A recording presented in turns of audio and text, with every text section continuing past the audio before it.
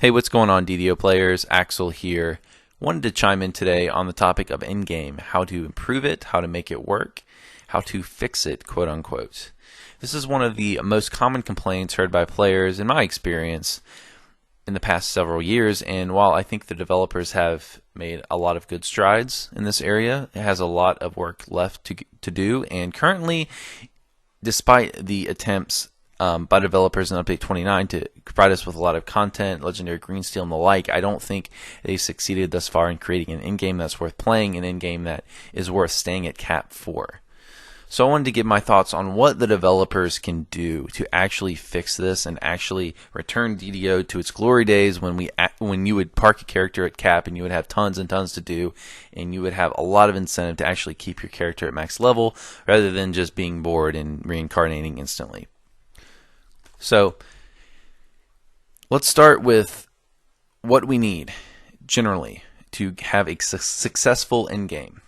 What you need at level cap are incentives to grind for gear and appropriate reward for that gear. You need both of those. You can't just have one or the other. You can't just have an incentive to grind without proper reward. That doesn't create an endgame, and you can't have rewards without an incentive to grind. That doesn't create an endgame either. You need to have both. Also, the grind has to be long enough to keep people busy. If we have a very short grind, then people will accomplish that grind, get bored, and we won't have an endgame. The endgame needs to be a very, very long-term thing with level capped characters. It should be a very lengthy grind. It has to be a lengthy grind because if it's not, then there's no incentive to stay at cap.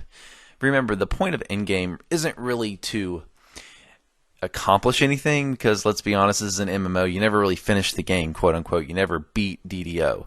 The whole point of an endgame is just to give us a grind, give us goals, give us things to go after at endgame, give us a reason to stay at level cap and have fun rather than it just feeling pointless. Right now and in the past several years, the big problem has not been proper reward, it has been lack of incentive and lack of grind length. As I mentioned earlier, the team has been trying to give us an endgame, and I applaud them for that, but here's where they've fallen flat in Update 29 and some prior updates. We still do not have an incentive to grind out the endgame gear. Yes, we have Legendary content now. Yes, I agree that Legendary Elite is very difficult. That's good. However, despite the developers making great strides in actually giving us content that challenges us, we still have the problem that power in this game has an improper distribution. And what do I mean by that? What I mean is that too much of our character's power is in areas other than gear. I think that we need more character power distributed in gear. When you think of the total percentage, when you think of your character's power overall, we need to have a higher percentage of that power to come from gear rather than it coming from things like epic destinies, enhancements, items, whatever. Or not items, but you know what I mean. Other things other than gear. And I've got one controversial statement to make. But here it goes. This is my opinion. Raid gear needs to be required to complete elite difficulties at the highest level content in the game. Now, I'm not referring to lower level content. I'm not referring to difficulties lower than elite.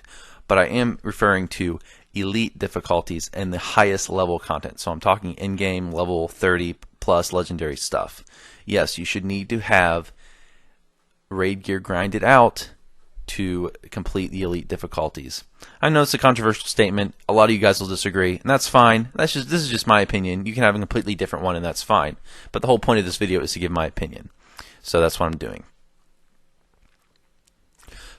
If we don't have the raid gear required to complete the highest difficulty at in-game, and in-game just is not going to work. And it's not going to work because there will be a lack of incentive to grind for gear. If there is no reason to grind for that raid gear, if there's no purpose to achieving it, then why go after it at all?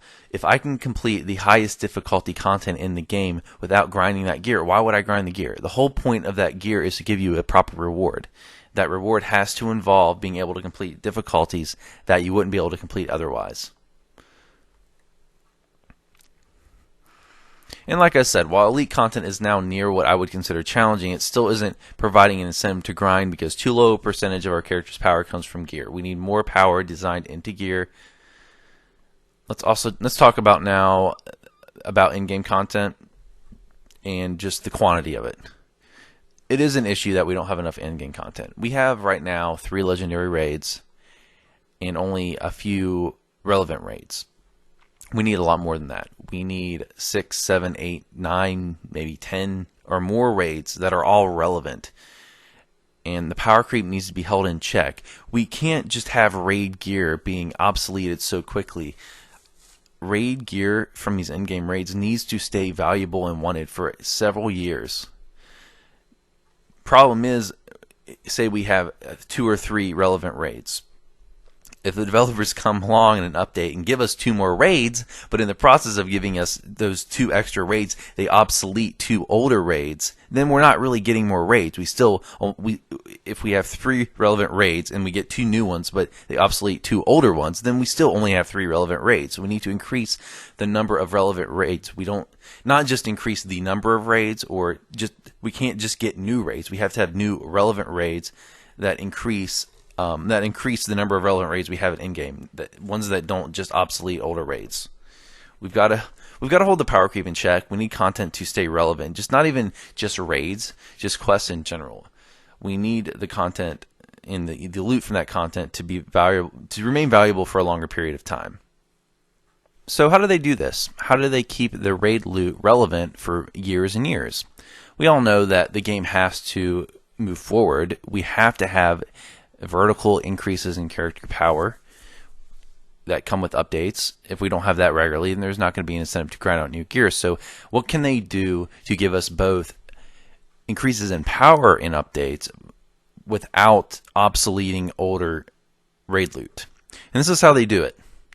The raid loot for each raid needs to not improve every single gear slot. The developers can come out with a raid that gives awesome weapons. Maybe the next raid gives awesome helmets and boots. Maybe the next raid, a third raid, gives awesome cloaks and rings. We had this sort of system when Cap was 20. We had the Shroud, which gave awesome weapons and cloaks and boots. We had Tower of Despair. They gave us awesome rings. And we had the Hound and VOD raids that gave really cool shields and like bracers, and I think it had a couple other things. But you see what I'm saying. Give the raid loot a specialty for each raid. So make one raid the weapon raid, one raid the shield and armor raid, make another raid the cloak and ring raid.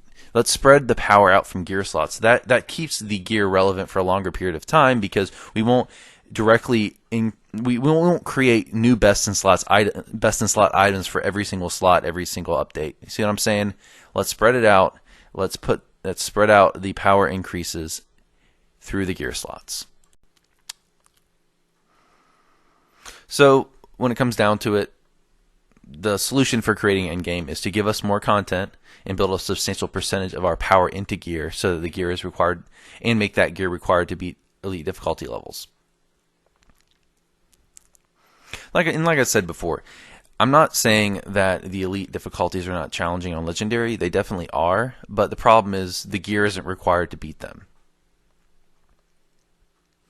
And I know the counter argument, to my opinion, is going to be, we don't want the raid loot shouldn't be required. We don't want it to be required because I don't want to feel like I have to raid to complete elite. My response to that is that we have 4 difficulty settings for a reason. Making the gear required to complete elite difficulties does not shut out anyone from running the content, because you can choose to not go after that gear and just run the content on hard or normal. And that is a hard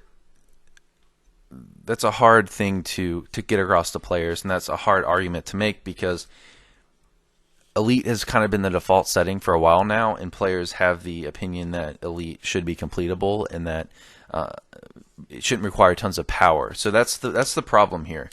The developers have 2 choices. They can either make elite require a grind and give us an Endgame, or they can do what they continue to do what they've done the past few years, which is make Elite completable by First Light builds, by builds that really aren't that well geared. And if they go that path, we won't ever have an Endgame. And it's sad for me to say that, but that's my opinion. Until the developers give us loot that is required to complete the Elite difficulties, then we're not going to have an Endgame, unfortunately. I don't see how it can work without that without the loot being required for Elite. So, guys, that's my little spiel. That's my opinion on this. I know that a lot of you guys will disagree, and again, this is just an opinion. It's just my opinion, and that's the whole point of a YouTube channel. The whole point of me making these videos is to share my opinion. You can have a different one, and that's completely fine, and I am very interested in hearing your opinion, whether you agree with me or disagree with me, below in the comments. So please leave me a comment. As always, guys, if you enjoyed the video, please like, subscribe, share, tell your friends, all that stuff. So thanks, guys, for listening. I will see you next time. Have a good one.